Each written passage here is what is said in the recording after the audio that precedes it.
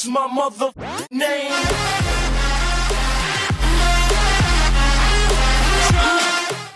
What's up, guys? KW175 back with another Pokemon Duel video, and it has been far too long since my last update, so I do want to apologize for that. I feel like I've done this a few times. I was making a joke telling Frosty, I'm like, I kind of feel like you lately, if any of you guys watch Channel 4, Frosty Cones, dude would like come back and be like, yo, I'm going to be trying to upload every day and then disappear for like a month. So I apologize for that, guys. But we have a whole new Pokemon Duel that you guys have been probably either loving, hating, struggling in, or maybe all of the above at different times. But it's pretty crazy. I love the new system just because, I've always spent money on the game, and it is much more affordable now, more than ever before, to be able to be relevant in the game, and it's super affordable. Like before, you could spend $80 to $150 a month, and there was some pretty good chances that you still didn't get a lot of the new figures, and they kind of put a spending limit. It was between like $400 or $500 was the limit that you could spend per month. But it's a gotcha game, opening boosters, hoping to get lucky, pull the new units, trying to get multiples, chain levels. You would get the loyalty rewards, I guess, for spending money up to like $120. You could get a UX cube and like 6, maybe like 2 UX cubes, 6 or 7 EX cubes, something like that. So now we don't have to worry about any of that. There's a player pass for $16.99.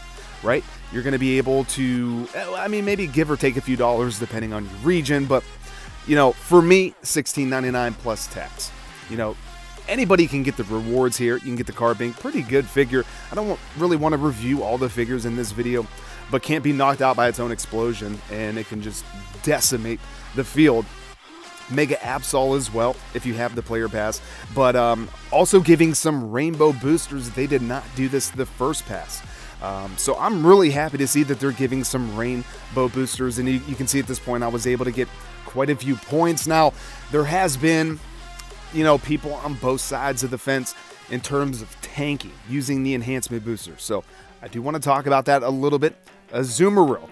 I felt like we've seen a leak to this so long ago, so finally Azumarill was added, but you do have to have the player pass to be able to get that first one there.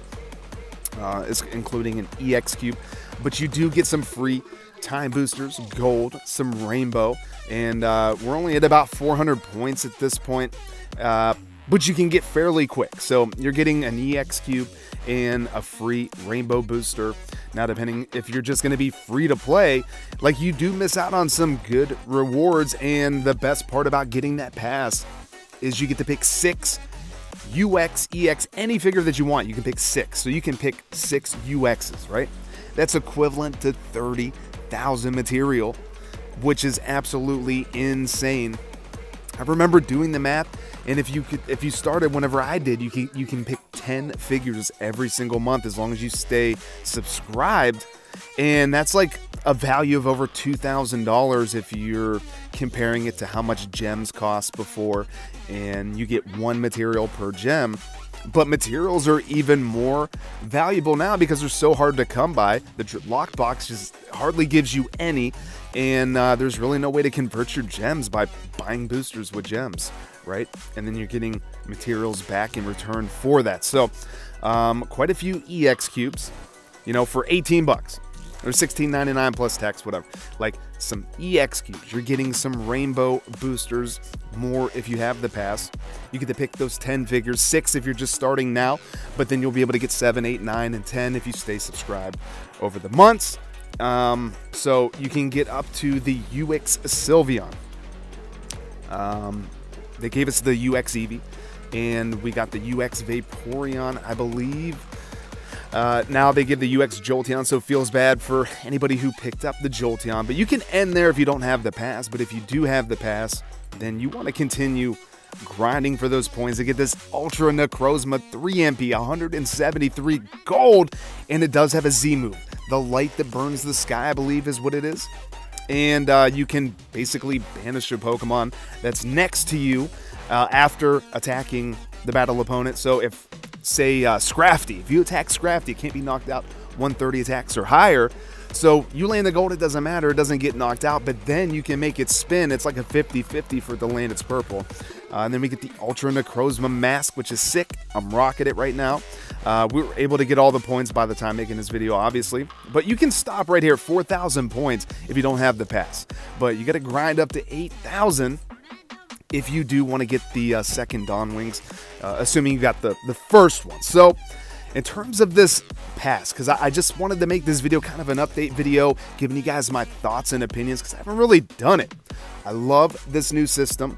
It does kind of suck in terms of, you know, the free-to-play players, just because there's no more booster tickets, right? They were doing away with that regardless. So I think this makes the game much more accessible to anybody. And I mean, what's, you know, $16, $17, $18 a month to be able to pick up all these figures?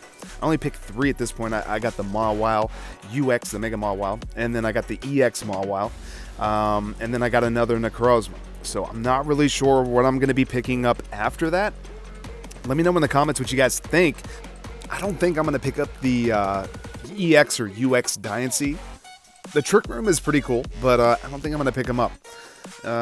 Could get a second Mega Kangaskhan, but I haven't even used the first one yet, so I don't know. There's a lot of options.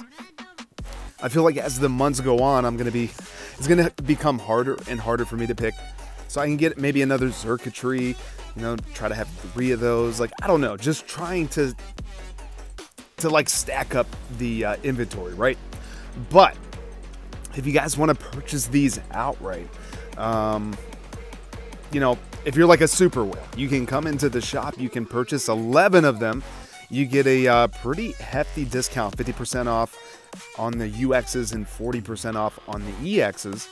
So you can come in and buy those, then use your vouchers to pick up any other figures that aren't for sale directly. And then I recommend using any materials that you have saved up on figures that are less than EX rarity. Like if you want to claim all UXs, that's probably going to be the best. And if you need something immediately for a deck to run during the month, you can use materials to pick up the EX if they're not for sale directly. But if you don't need it right away, then just wait till next month, you know. But I don't really see an issue claiming EX figures. I've been doing it. Just depends what you need, how many figures you need. Like, I have a lot of figures. I have all the EXs, only missing a few UXs at this point. So I don't know. I love the new pass. I think it makes the game accessible for everyone like before. Like I said, $80 to $120. Like, how many booster openings did you guys see from me, Rico, Pokefodder? Like, we all wailed pretty hard on opening up boosters. Like, half of my channel is booster openings, right? So there was a lot of times where we get super lucky, open up a couple 10 packs and be done. Then there were other times where we drop 5,000 to 6,000 gems and still be missing a lot of good figures. So for 18 bucks, able to pick up, basically build a whole new deck if you're brand new.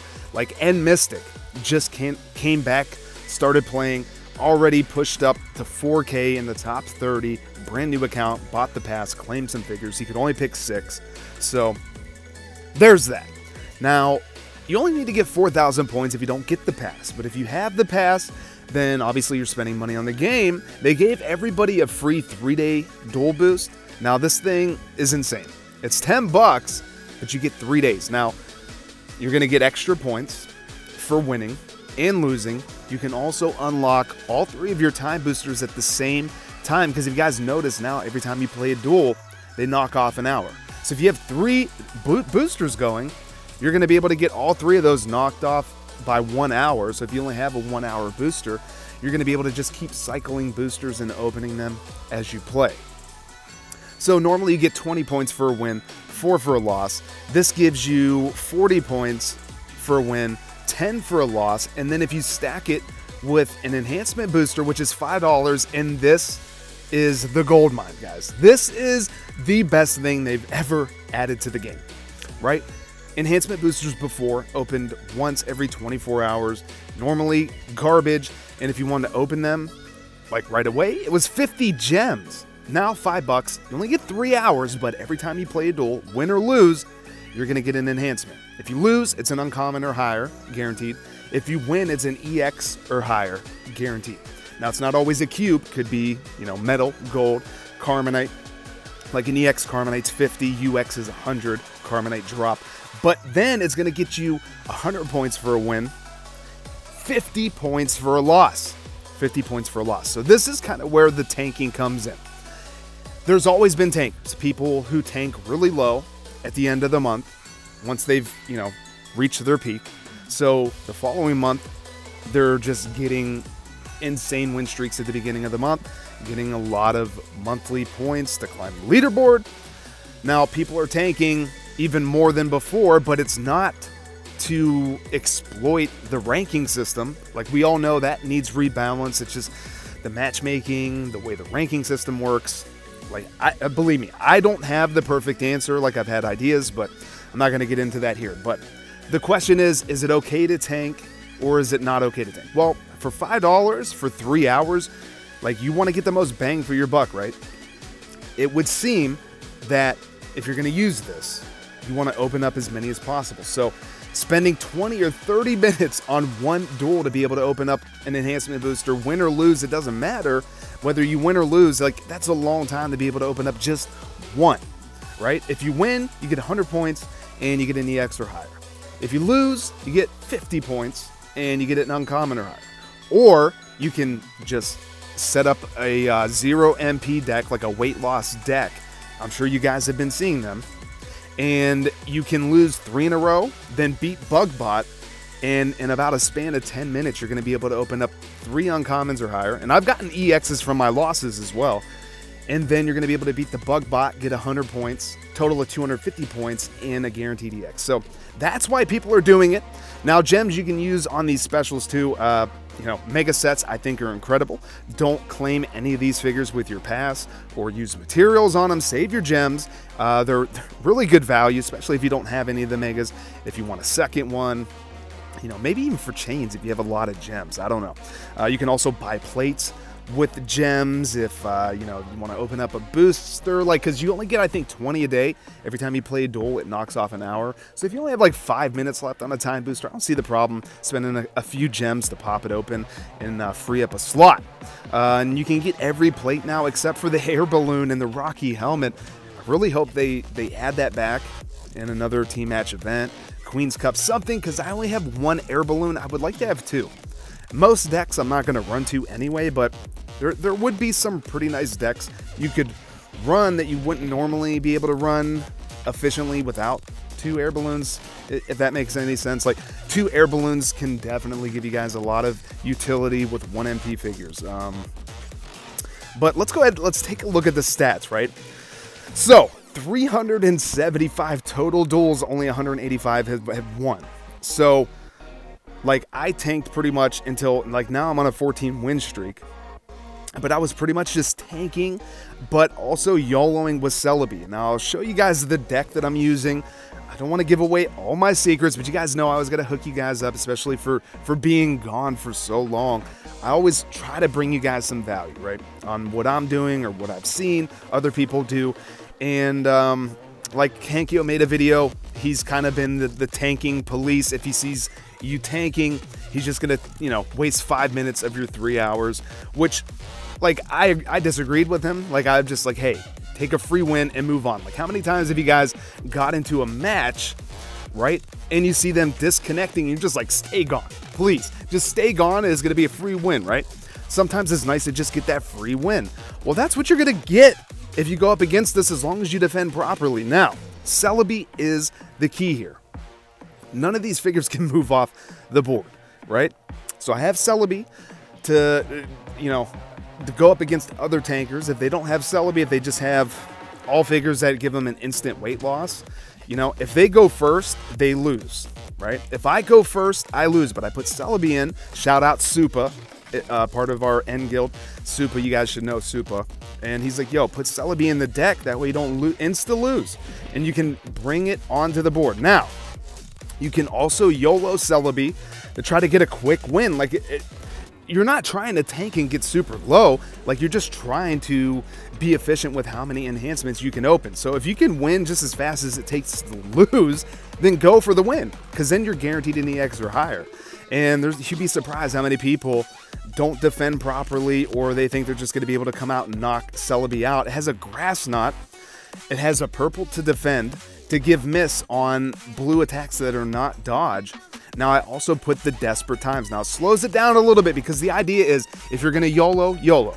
If they're defending and you don't feel like you have a pretty good chance, or like if they have UX Pikachu or something where you just have no winning rolls with Celebi, you just time travel.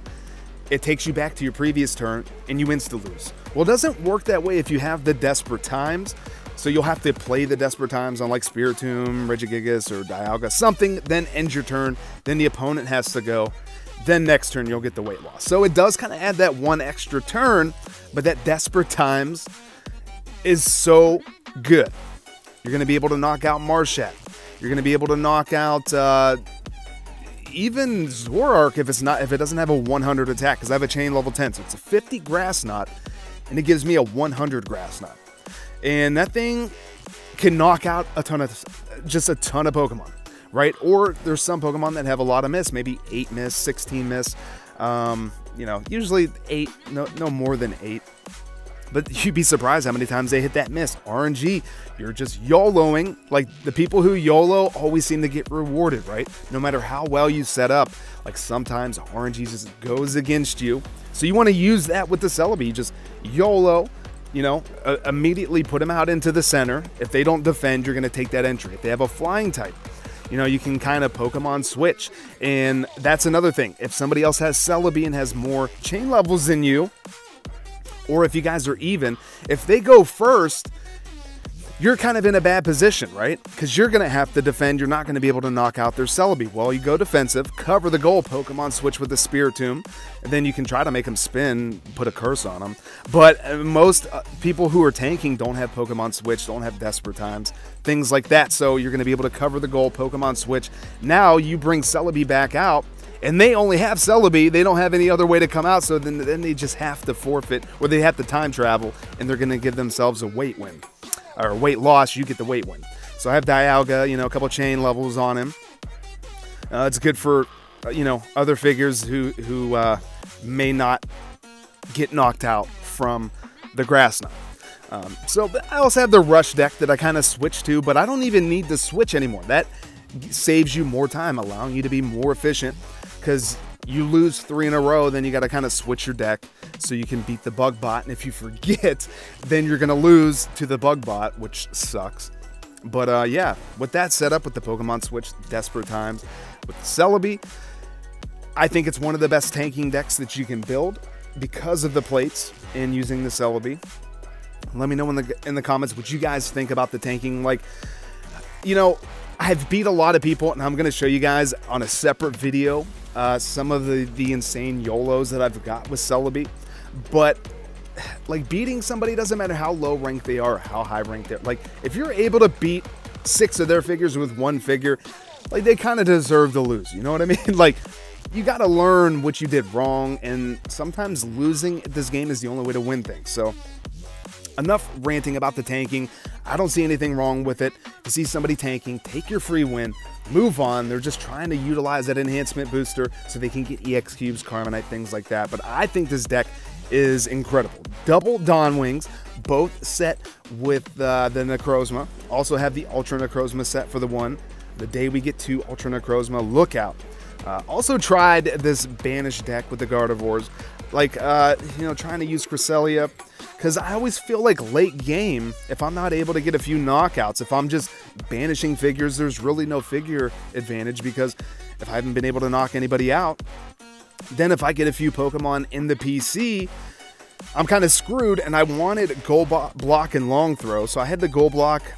I feel like just switching it out for the Long Throw is better, like Long Throw, Max Revive. But it's like, man, you kind of really need Goal Block sometimes in this meta with the Z moves. Just Z moves, I hate them. That's about the only thing that I really can't stand about this game right now, is the Z moves and how frequent they're available. Like, every 10 turns, there's a Z move available. I'm just sick of it.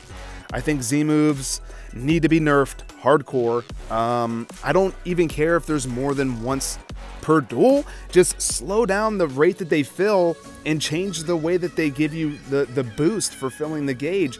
Like, just because you get knocked out doesn't mean you should get a boost on your Z move, right? If you land miss, I agree with that. If you get surrounded, if you're doing the surrounding, you should get the boost, not the opponent, because they made the misplay to allow you to surround. You know what I mean? Like, that's just what I'm, like, that's just how I feel. But I kind of like this deck, but I don't know, it doesn't really fit my play style. It's really good. Like, the Mega Gardevoirs are probably one of the hardest things to deal with right now. There's definitely a lot of good players, smart people coming up with really good counters. But I used it. I've had some pretty good success, but I also lost as well. So I don't know. Like, I always liked the Ghost decks with the triple Bayonet or double Bayonet. Before that, I ran like the Phantom Energy with the Gengars and the Toads, and like that was kind of always what I like to run. So I kind of put this deck together. Kind of could use a Mars Shadow, but the Poiple with the Dawn Wings is pretty insane. To be able to get that unlimited utility of negating their gold attacks, turning them into a white attack. While Poiple is on the field, your Dawn Wings turn gold to white, and that Moongeist Beam is a threat. I've seen people use the Tapu Lele to be able to get that extra star. You could use the Twisted Spoon. So there's definitely a lot of things that I want to try. If you guys have any deck ideas, things that you guys want me to try, I definitely want to start trying more things, using more decks.